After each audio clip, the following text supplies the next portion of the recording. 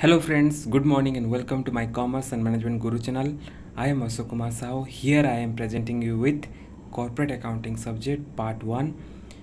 This video is specifically meant for every kind of student, especially BCom student, MCom, MBA, BBA and those who are preparing for UGC NET exam or JRF exam or for PGT exam. Then this video is meant for them. Many of my subscribers requesting me to explain in Hindi language also. सो मैं कोशिश करूँगा कि Hindi and English mix करके आपको पढ़ाऊँगा और मैं try करूँगा कि जैसे आपके कॉन्सेप्ट जो है वो क्लियर हो. So let's start. Question number 1. An artificial person created by law is called what?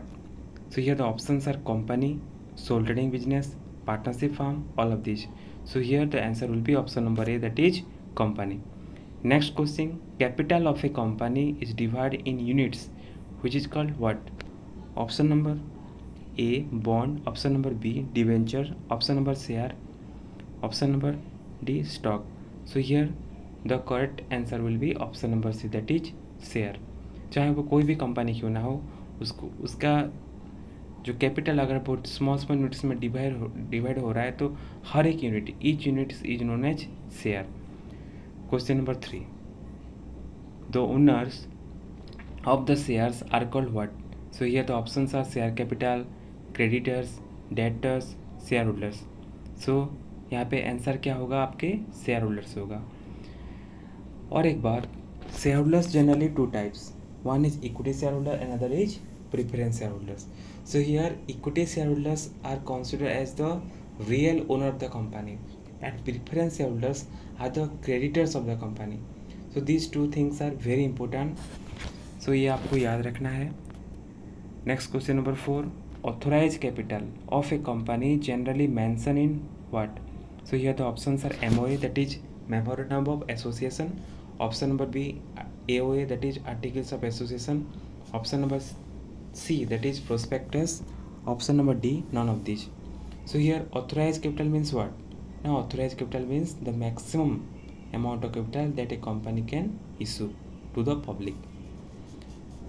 और यहाँ पे उसका आंसर क्या होगा आपके option number A, that is MOA. Now will move to the next question number 5. The first stage of incorporating a company is what? So here the options are incorporation, promotion, commencement of business, none of this.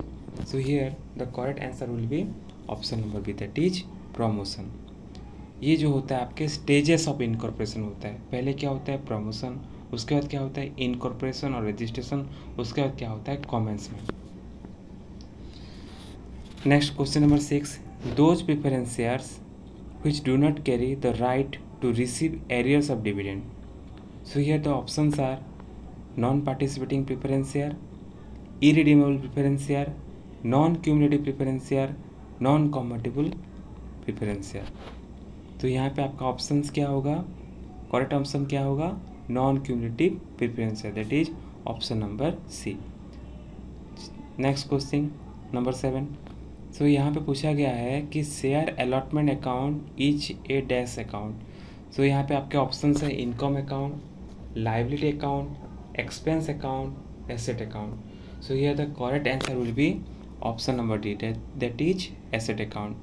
Asset account क्या होता है, वो भी एक real account ही होता है. Goods account भी आपके रियल अकाउंट होता है. Question number 8. The portion of the authorised capital which can be called up only on the liquidation of the company is called what?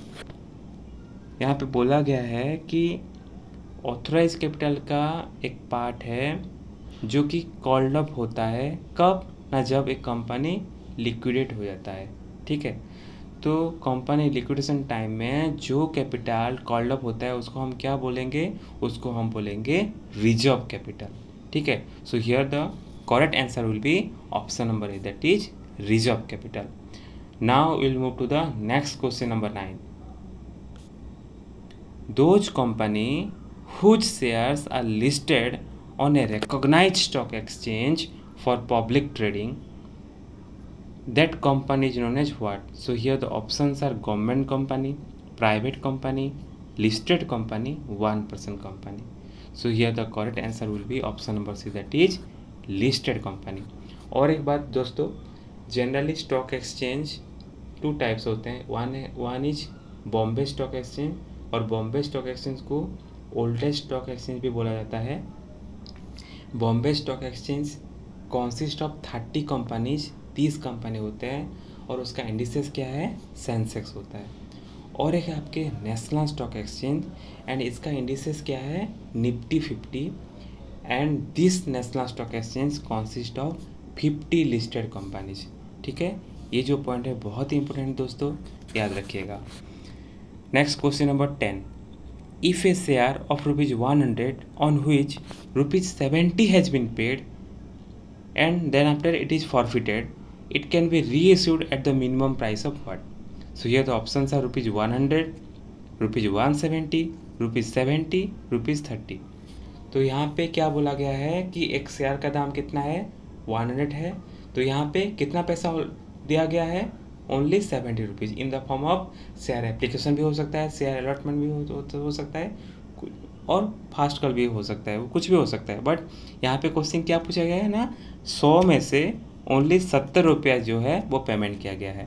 तो अभी जो कंपनी जो है वो रीइशू करेगा, वो मिनिमम प्राइस कितना होगा. तो यहाँ पे आपका मिनिमम प्राइस कितना होगा, 70 होगा. जितना वो पेमेंट हुआ है उतना ही मिनिमम अमाउंट जो क्या होगा वो रीइशू होगा. So here the correct answer will be option number C, that is 70. Thank you so much guys. If you like this video, then please give a thumbs up, like, share and subscribe. Thank you so much.